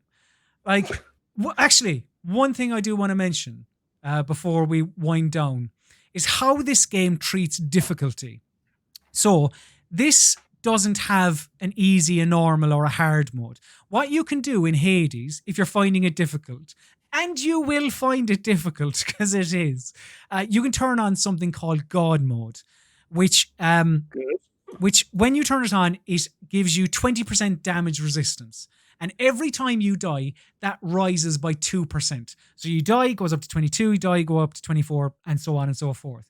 And what I think that they've dealt with the level of difficulty, or the conversation around difficulty, so well, because one, they've called this God mode and not easy. Oh, you can't finish it. Baby mode, like, what is it? Wolfenstein, although I do quite where he's wearing the thing. Yeah. And also, like, each time you die, it's like the game recognizing, look, he or she's struggling a little bit here. Just, give them a little bit on top. So now they're going to be a slightly more resistant to damage. And all the rooms and everything, the characters, the boons, the weapons. You like a spicy take, Matthew. And I do. I can't come to you with more than this is 100% a Game of the Year contender. It is phenomenal. Whoa. Phenomenal. Whoa. Yes. So that's what we've been playing over the last 2 weeks. And now, Matthew, What happens next? Well, this is the exciting bit, because it is time for a little game that we like to call Mystery Steam Reviews. It's time for Mystery Steam Reviews. Yeah. So every week on the PC Gaming Weekspot, Have you changed that? It's ever so slightly, yeah. But I've changed it for a reason. I needed an. I see how it is. Old Castle's out the door, He's and then gone. you're like, oh, let's fix all his dog shit. So yeah, every week on the PC Gaming Weekspot, I, Colm Ahern, and he, Matthew Castle, we test the knowledge of one another with a little game we like to call Mystery Steam Reviews. And this is an exciting one because we've jazzed it up a little bit. So we both bring 5 Steam reviews to the table, but we omit the name of the game, and the other must guess the name of the game. But both participants, they do have a bit of a helping hand, Matthew, because both participants get 3 lifelines. Of course. They get, watch this, Matthew, watch this, if I can press the right button, watch this. They get a question lifeline, where they get to ask the other person a question, as long as that question is the name of the game X. They get a clue lifeline, where the other person must give them a hint, and they get a genre lifeline, where the other person must tell them whether it's an FPS, a strategy game, whatever. How are you fond of that? First of all, yes, Matthew, are you happy with the new graphics on screen? I love the new graphics. I mean, they're slightly overboard, but they're not slightly over. I mean, if that's what you want to do, that's what I want to do. So let's get the scores on the board.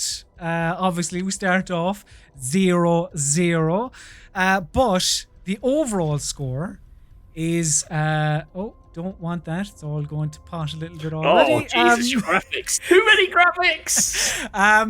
The overall score is 3-3. The Castle comeback is on.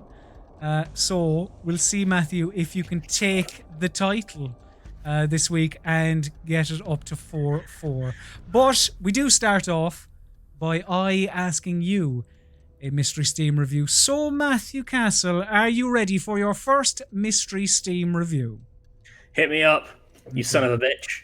Here we go. So your first Mystery Steam review is, and all of these games, I should say, are from 2015. Your first Mystery Steam review is Tony Hawk meets Super Meat Boy. And that review is from Orlando. It's recommended, and he has 7.7 hours on record and 7.2 hours at review time. Your time, Matthew Castle, starts now. Oh, yes! Interesting. You see, I'm seeing Tony Hawk, and I instantly reach for Ollie Ollie. Mm-hmm. Because then I think Super Meat Boy, and I think 2D. Is it that close to Super Meat Boy? I mean, I don't know, because you're on that skateboard, you're dying a lot, there's not blood everywhere that I remember in Ollie Ollie. Also, I thought Ollie Ollie was maybe earlier, which makes me wonder if we're talking about some kind of Ollie Ollie 2. But that's tricky. That's 2015 was a long time ago in my head. Indeed, it was. Yeah. I think there was an Ollie Ollie 2, but I think it was later than I thought it was later than 2015. But listen, I think that's about as good a guess as I'm going to get. So I'm going to go Ollie Ollie. Is that it? Is that your final answer? You can see the clock, Matthew. No, you've 51 seconds left. Are you sure? Was there any other game about skateboarding meat? Oh, unless it's like it was a Tony Hawk game, like Pro Skater 5, which was they did that shit one, didn't they? And They maybe did a couple of shit ones, yes. but maybe they're saying like, oh, it's like Meat Boy because it's like, I want to put my hand in a meat grinder. 20 But- seconds left. No, I'm not talking myself out of it. Ollie. Is that your final answer? That's my final answer, Chris. Are we allowed to use that sound effect? Yeah. Matthew Castle, you said Ollie Ollie.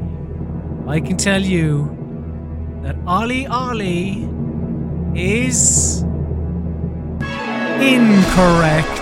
Oh, The correct answer, Ollie 2. I'm was- gonna was, hunt down. yes, the correct answer was Ollie Ollie 2. Welcome to Ollywood. Ollie. Yeah. So I mean, I don't know. Would you have gotten the welcome to Hollywood I would suffix? have because I remember Okay. it was called Welcome to Hollywood, but I thought that was much later. No, May I offer? I know that this is being broadcast on ITV, but may I say, fuck? Well, it's payback time now, Matthew. Can you give me my first Mystery Steam review, please? For this, I'm gonna serve you some rotten pain. Key finding simulator. Don't die. It says spooky bubbles. Do the official. Tell me the rest. With 32.6 hours on record, 7.7 hours at the time of review. Okay, time starts now. Key finding simulator. Don't die. 30 hours on record, 7 hours at review time. So, Correct. using that logic, at 7 hours, they had discovered and came to the conclusion of what this game was, which was a key finding simulator.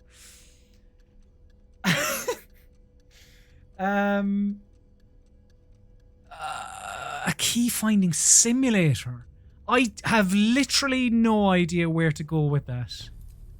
And because of that, I may have to use one of my lifelines. A key finding simulator. A lifeline on question 1. I mean, Um, you've got all your lifelines. You can use them whenever you want. A key finding simulator. I can't even begin to think what.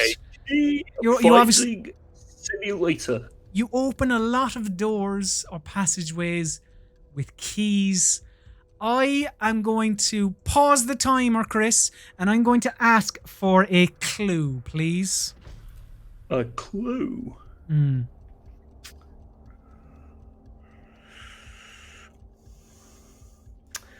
I wish I prepared clues in advance. That would be an idea. And remember, the clue can be cryptic but not unfair. It can be, whatever. Whenever you're ready. Okay, I'm just trying to. Yep. Just everyone at home talk amongst yourselves. This game also appeared on a Nintendo platform. Okay, to restarting the time now. That's a shit clue. Oh, it's not! When you hear it, you'll be like, oh, yeah. All right, so It's just. all right, hold on, 2015. All right, so it also appeared on a Nintendo platform. Now, if this is third party, you're being very unfair. This would have, it should have appeared first. Everything on, no, I'm not. Oh, So, like, pause it again. I'll give you a better clue. That clue's. all right, okay.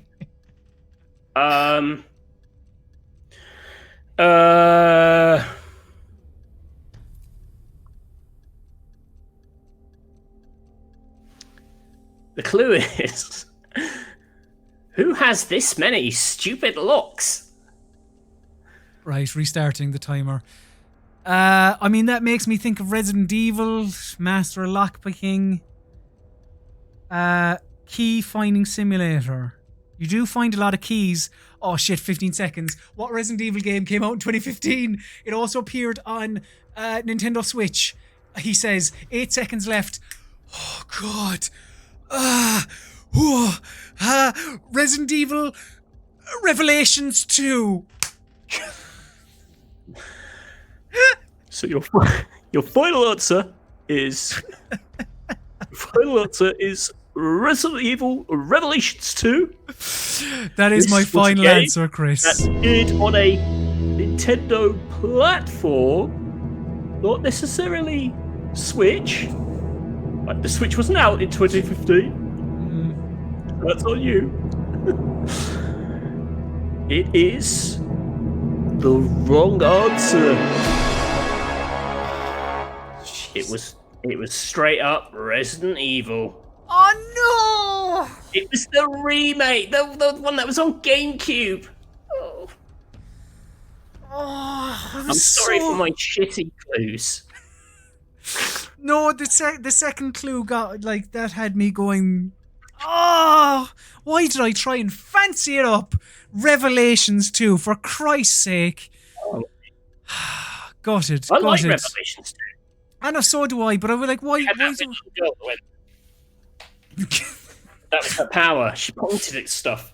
And what a power it is. Why didn't I just say Resident Evil? All right, Matthew Castle, here is your second mystery Steam review. Here we go. Okay. Is cheap and annoying. It lacks depth and variety. If you like stupid jumping, this is the game for you. It is like Super Metroid for morons. And that's from Verbosity 9. Not recommended. 6.2 hours on record. 6 hours at review time. And Matthew Castle, your time starts now. Interesting. It is like Super Metroid. I feel that's the crux of this review. So I'm not going to ask you about genre, because I'm just going to assume it's a Metroidvania. It's too early for Hollow Knight. That much I know. So we're talking about... It's cheap and annoying. I mean, that could have been Ori, but it's not cheap and annoying. Give me a clue. Give me a clue. Oh, we are stopping the timer. Your clue is single parent. And the timer restarts now. Single parent? Mm-hmm. I mean, that could be Ori. Because he has, like, that thing raises him at the start, that, like, giant ape. Ape man. He then dies. It starts with your, like, thing. Such a beautiful retelling of the story. It's raised by this ape, and then it died. It's Ori. But did that come out? Like, pretty Xbox, it was around there. It was 2014 or 2015.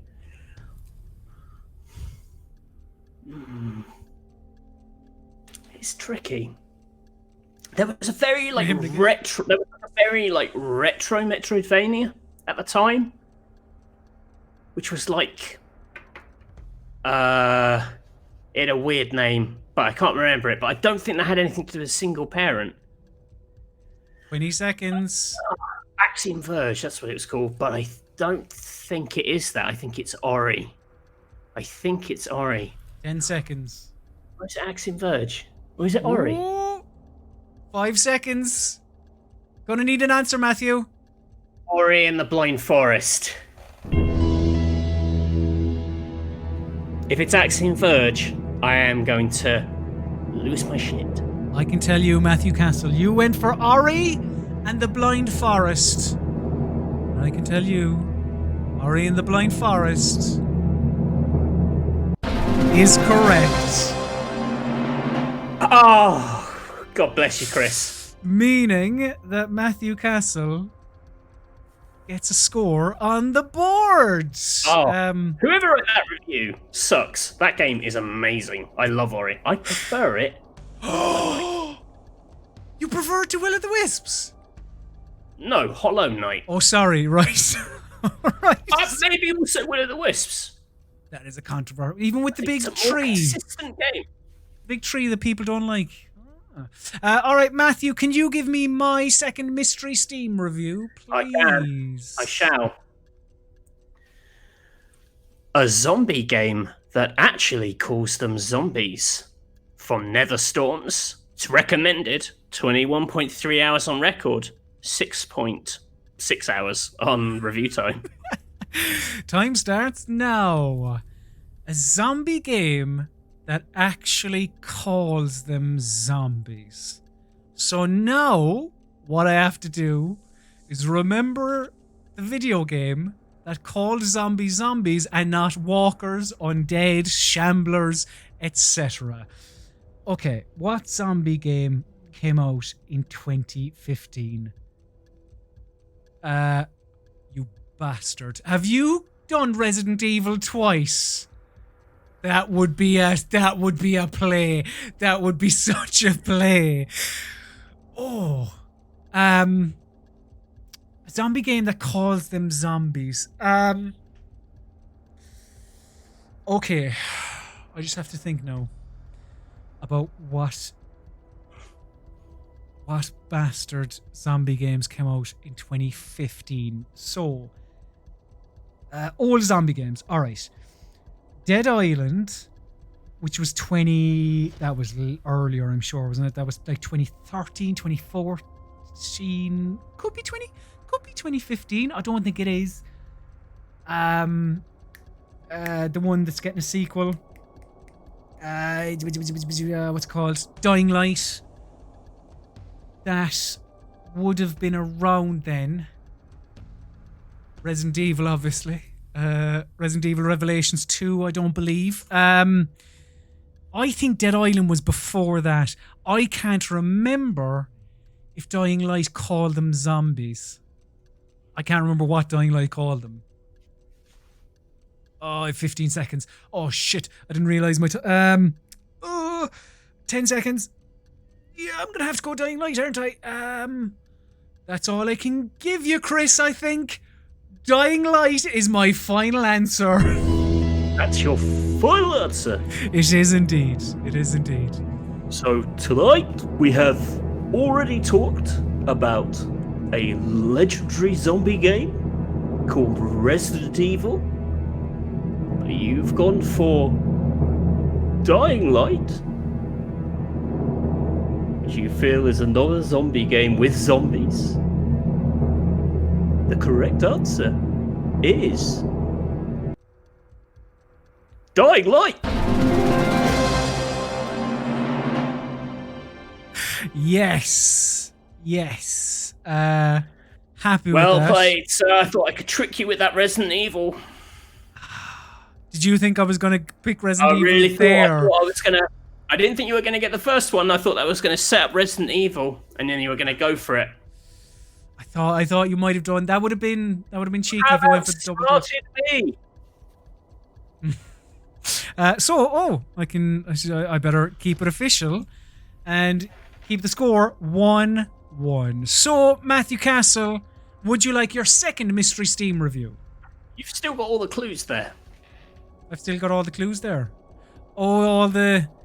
Yeah, I'll do that. I might have to do that in post because I'll have to create more scenes. It's a little bit tricky, but anyway, I'm keeping track of it here on a piece of paper that I have gone for a clue. I've noted that. So Matthew Castle, your second Mystery Steam review is your third Mystery Steam review is as follows.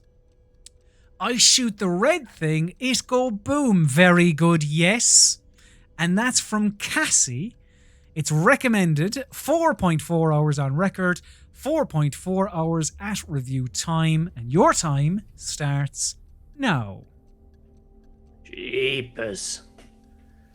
2015. I shoot red thing, it go boom. Very good, yes.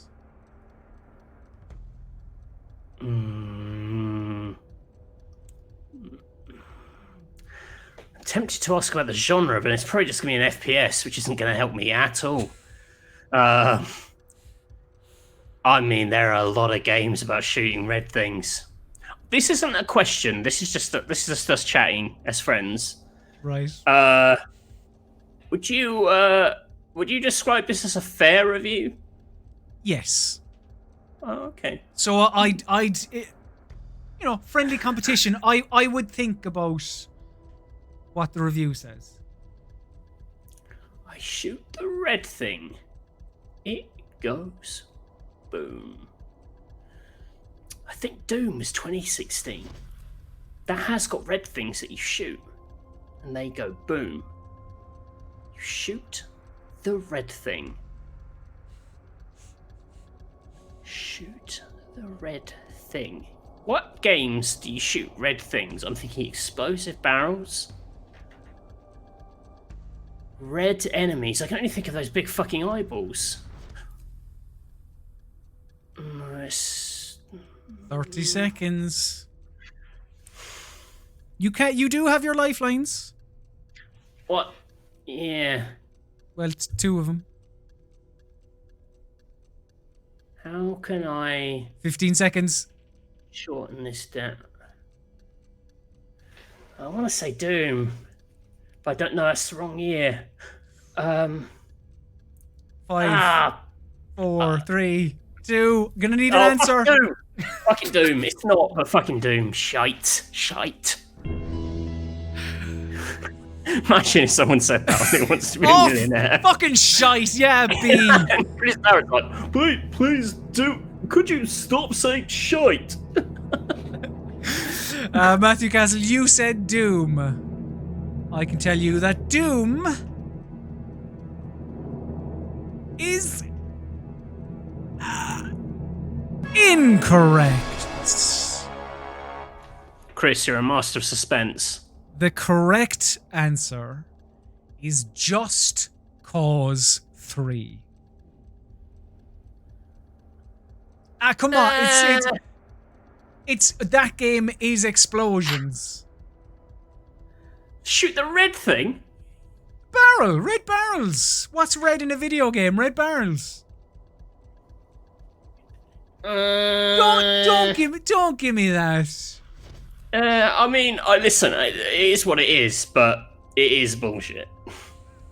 Right, Matthew Castle, give me my third Mystery Steam review, please. Bullshit, I'll give you bullshit.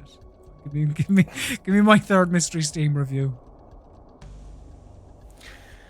I get to kill Nazis, then I get to kill zombies, then I get to kill Nazis, then turn into zombies that I get to kill. What's not to like? Ray Mazoida, recommended, 12.5 hours on record. Ooh, and the time starts now. I get to kill Nazis, then I get to kill zombies. Okay, well, Nazis, Wolfenstein. Oh, Jesus, what was the name of the thing?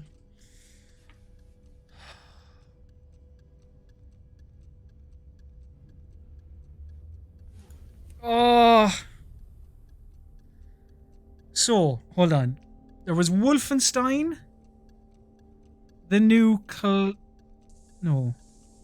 I'm getting all the names of the games mixed up. No, you're going to catch me on the subtitle, I betcha.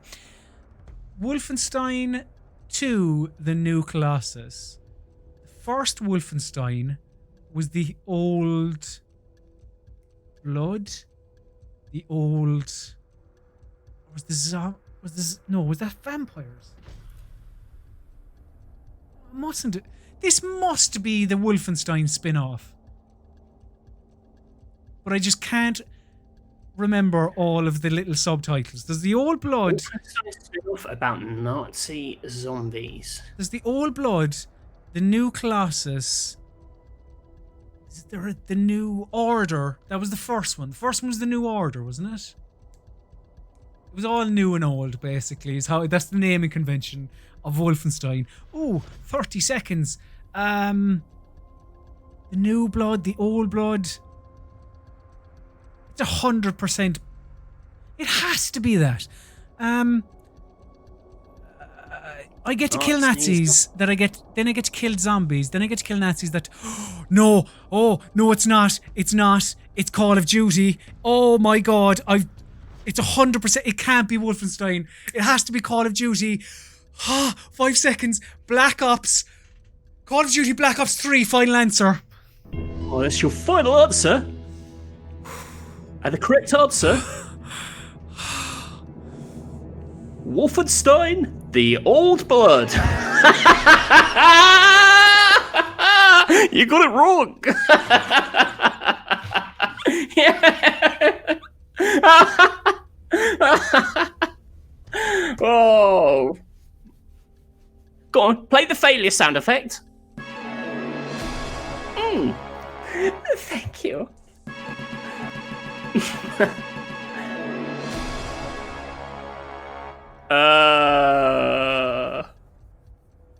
I've pissed away 2 points this week with my Revelations 2.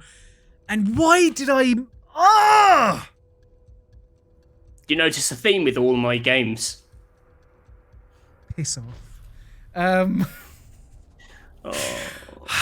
Right, Matthew Castle. Don't be sad. I'm cross with myself. You should be. Yourself sucks at this quiz. Matthew Castle, here is your 4th Mystery Steam review. It is as Bring follows. it on.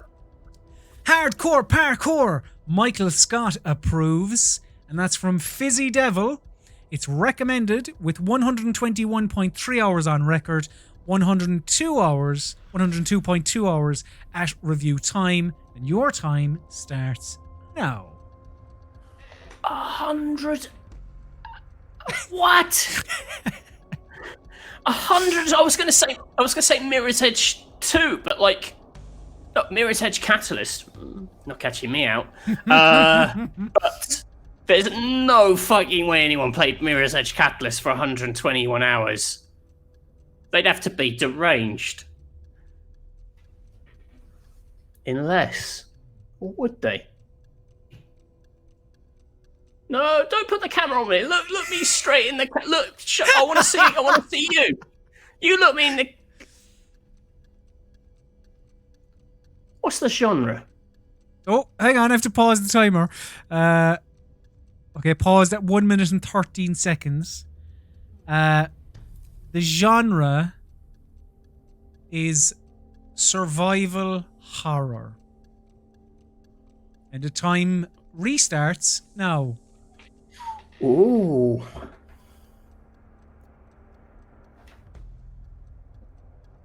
Well, this feels like it's Dying Light. Because we've already established Dying Light is a 2015 game. And you came to... In fact, earlier... You could put the camera back on yourself. In fact, earlier, you were I think I'll leave it on you. I think I'll leave it on... And you were like, right at the end, you were like, oh wait, I've remembered the existence of Dying Light. Like, I'd never heard of it before. When you knew full well Dying Light was going to be in this. This is Dying Light. You can't trick me. Is that your final answer? Yeah, and not only that, but this was a beautiful use of the genre lifeline, if I do say so myself. Okay, final answer. Just enough for official business. Is that your final answer? Yes, that's my final answer. I can tell you that Dying Light is the correct answer. I have to say, Matthew Castle, brilliant use of genre. Brilliant use of genre. Like, that is how you play the game. Well done. You see, you could have been an asshole and called it a first-person shooter. I was like, let's be... Yeah, I was like, survival horror. I want to gloat, but I also feel like you gave me that one. So... Well, look, it's a good use of genre.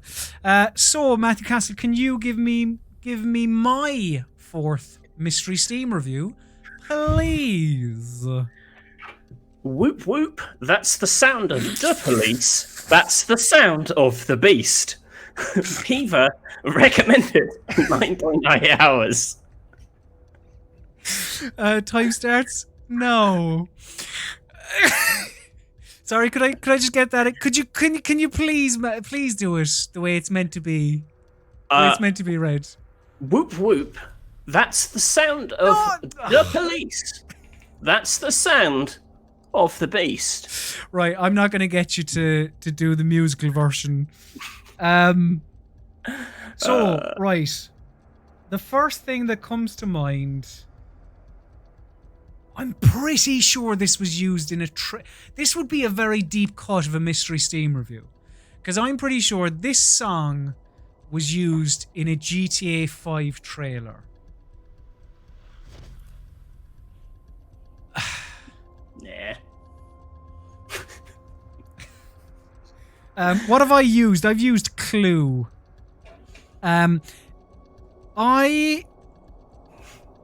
GTA, or else it's about police games. This is the police.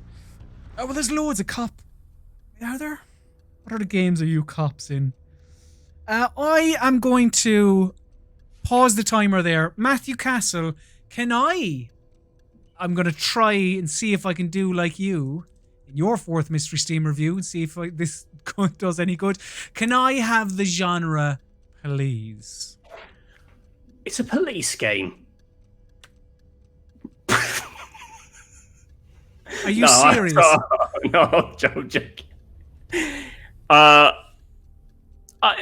Probably the closest thing I'd say is a first-person shooter.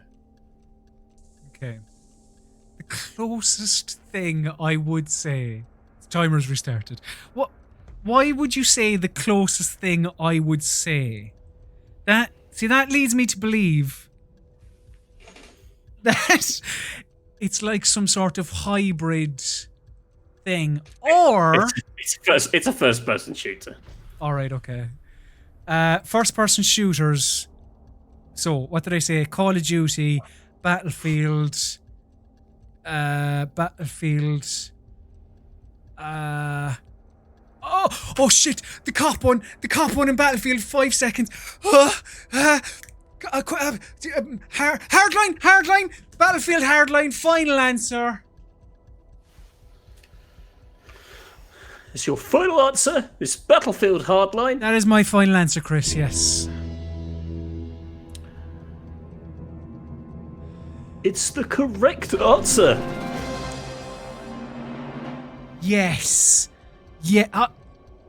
That was a pretty good use of genre there, I have to say. Happy with yeah, my I felt use. bad.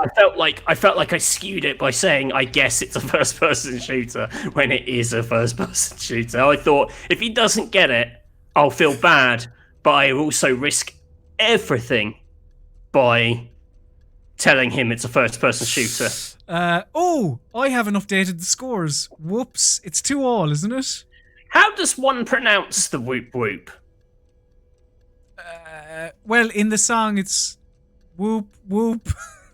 It's the song. Oh, it is pronounced like that. I didn't know if that was meant to be like a sound effect. Oh, no, hang on. No, is it? It's not the sound of a siren. It's whoop whoop. That's it, I think. Right. I'm pretty sure. Yeah. Am I also correct? It is. Sorry, with all these new graphics, it is 2-2, yeah. Right, and we've both used clue and genre, but not question. So, Matthew Castle, your fifth and final Mystery Steam review is as follows. I gotta win it. Official Running Around Doing Errands for People Simulator 2015. And that's a review from Jay. It's not recommended.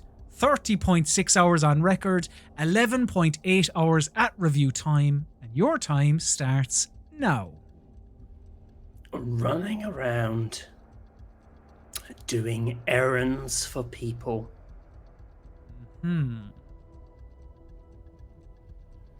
See, that could be Dying Light again. Maybe you're playing the ultimate mind game in that Dying Light was already a mind game, and you then said, has he done Resident Evil twice? I've got a question.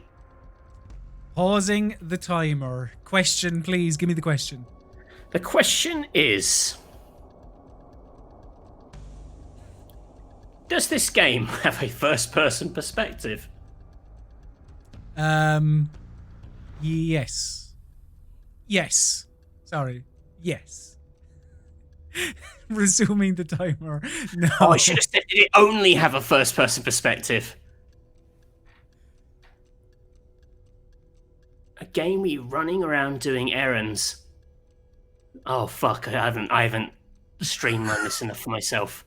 Could be Mirror's Edge Catalyst. Could be Dying Light.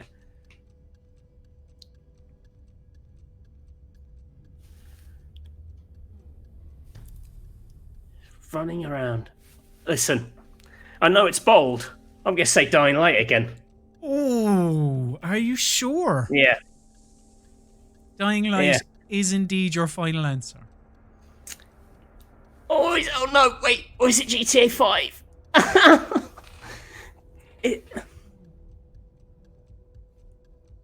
GTA 5. I'm gonna change it. I'm doing GTA 5 because it does have a first-person perspective. Correct. It has one. It's not exclusive, but it has one. Or if it's Dying Light, I'm gonna punch myself in the face. You have 25 seconds if you want. 25 seconds to what? To like be like, ugh! You know, like. I mean, it worked out for me with Battlefield Hardline, so. So, Grant, can it just, for official business, Grand Theft Auto 5 is your final answer? Yes. Oh fuck! It's gonna be Dying Light, but yes. Matthew Castle. If it's Dying Light, I am gonna punch myself in the face. You said Grand Theft Auto 5. You were a little in between that and Dying Light, but you ended up with Grand Theft Auto 5. I can tell you that the correct answer. Well, I should tell you whether you're correct or incorrect first. I can tell you that Grand Theft Auto 5, as I've spoken longer than the sound effect, is incorrect. Go on, punch yourself. No, I punch myself if it's Dying Light. The correct answer is Fallout 4. Then I don't have to punch myself. The face can remain unscathed. Yes, Fallout 4. So, you know, you were going down first-person RPGs, but forgot about Bethesda's. That's okay, Matthew. Could still be a draw. So can you give me my fifth and final Mystery Steam review, please? It's quite a profound one. Okay. It says, skeletons with breasts, beans and egg, recommends it after 1.8 hours. Time starts now. Skeletons with breasts. I mean, yeah, very profound. I even like the username, Beans and Egg. Skeletons with breasts. So the good thing about picking games for Mystery Steam reviews is that you're forced to look at the games that come out on a given year. And because of that, I remembered, oh yeah, Undertale came out in 2015. There are skeletons in that.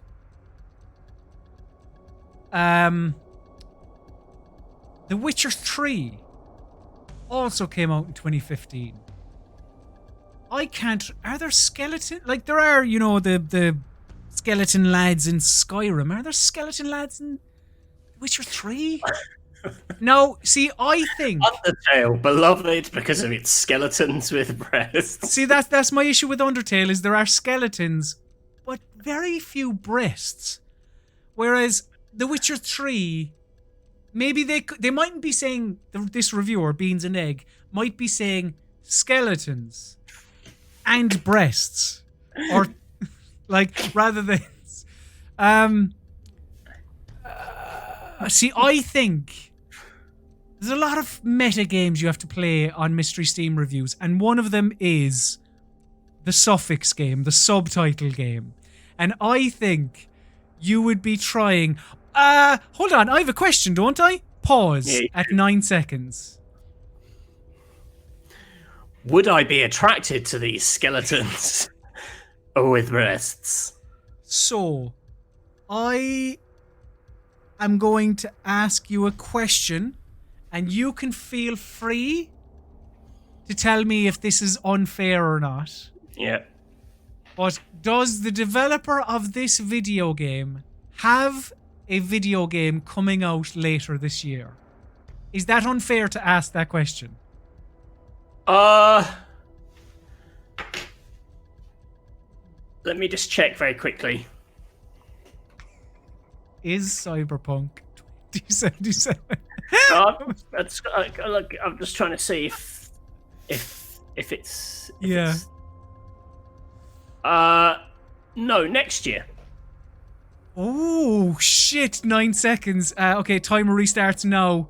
In that case, it's all I have is Undertale, but there's very few breasts. Undertale. Undertale. I have to go Undertale, I'm afraid. So, and yes, Chris, that is my final answer. a game beloved by people of all ages.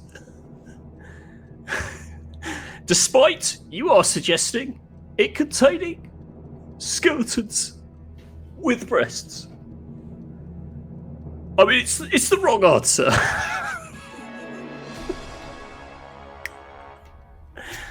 Oh. The correct answer is Grim Fandango Remastered. I don't think I would have gotten it anyway.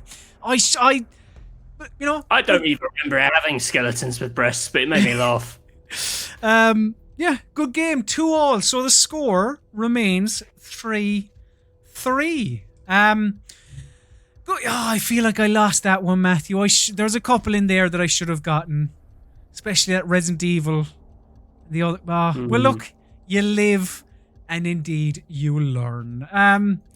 So that is Mystery Steam Reviews for this week, which means it is time. I can get cross about that. I can't. But yeah, now it's time for our final segment of the show. It is time for your burning questions.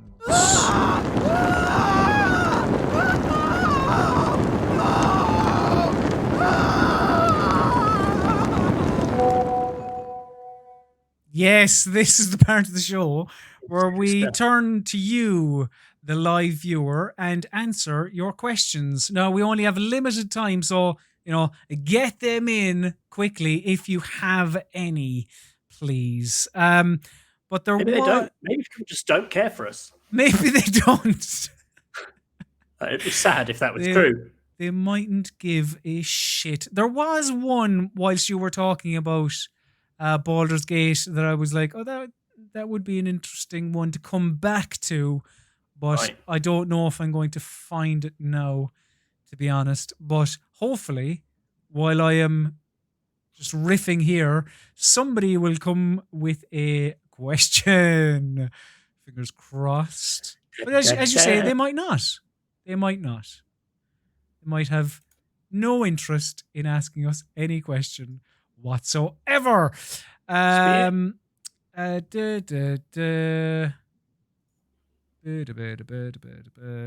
Nope. Oh, we've one from Harry Koo. How much chocolate has Matthew devoured since leaving RPS? A huge amount. It's the right answer. I got bought a lot of Kit Kats by PR, and I ate all of those Kit Kats. Probably taken a few months of my life off with that. Good. But did you enjoy it? I was crying at the time, so, But they were tasty nonetheless. Apricot Soup asks, are either of you considering playing Genshin Impact, aka Breath of the Waifu? I am, purely because, in this line of work, you sort of need to keep up with what people are playing. And Whoever that's gets the hits. precisely. People are loving Genshin Impact, so it's free. The price of admission is very low. So yeah, I'd probably give it a go. But you're you know, I haven't Breath of the- given it a go yet. I plan to do that in a couple of days. I've got a bit of work to get out of the way, and I was going to play it, but we'll see. Breath of the Wild is one of my all-time favorite games. Not a spicy take at all, but so let's see. Let's see if it's got any of that magic. I'll be the judge. Useless Gaming asks, ever killed your own food? No. I've had to kill stuff that my cats have like half eaten and left half alive. I had to kill it's a nice pigeon. I had to kill a mouse that an old dog of mine. So it's similar type of deal. Yeah. But yeah, not for sport. No. I don't know how it's ended up that I am like the hitman for my cat. Yeah. I feel like the guy that you're like. Does Tony Soprano have a guy, or does he get rid of the bodies? He has guys. Yeah, he has multiple guys. Really, but yeah, but he I don't know. He has killed to my cat's Tony Soprano. I don't know. Another question here. I saw another one there a second ago. Ross asks, do you think announcing games closer to release would help at all with crunch?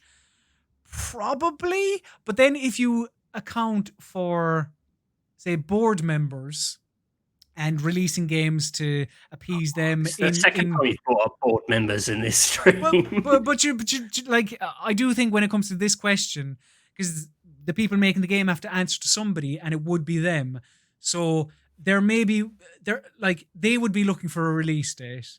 So I don't know, but yes, of course it would, because studios would have a better idea of when their game would be complete, I suppose.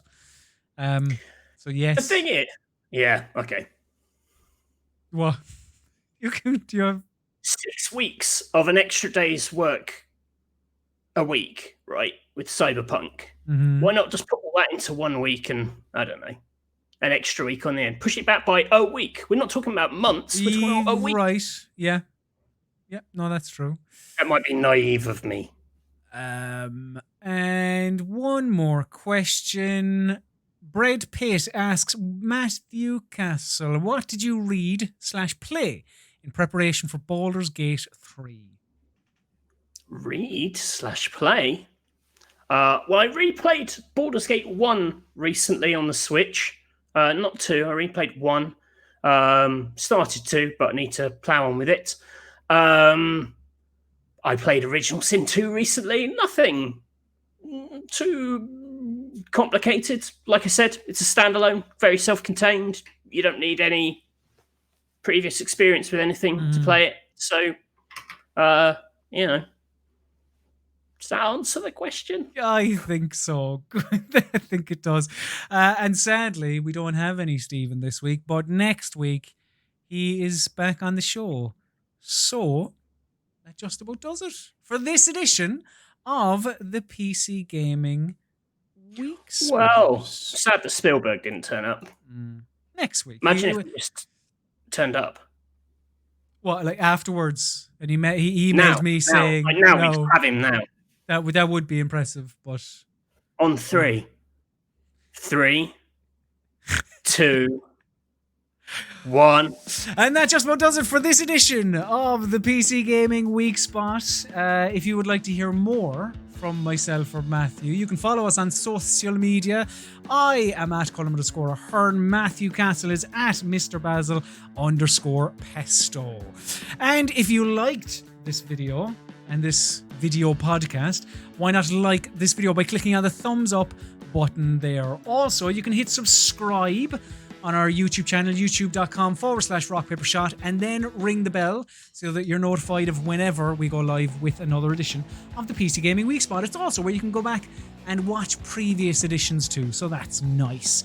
But most importantly, for all of your PC gaming needs, head to rockpapershotgun.com. As I say, We will be back next Monday. Normal service will resume.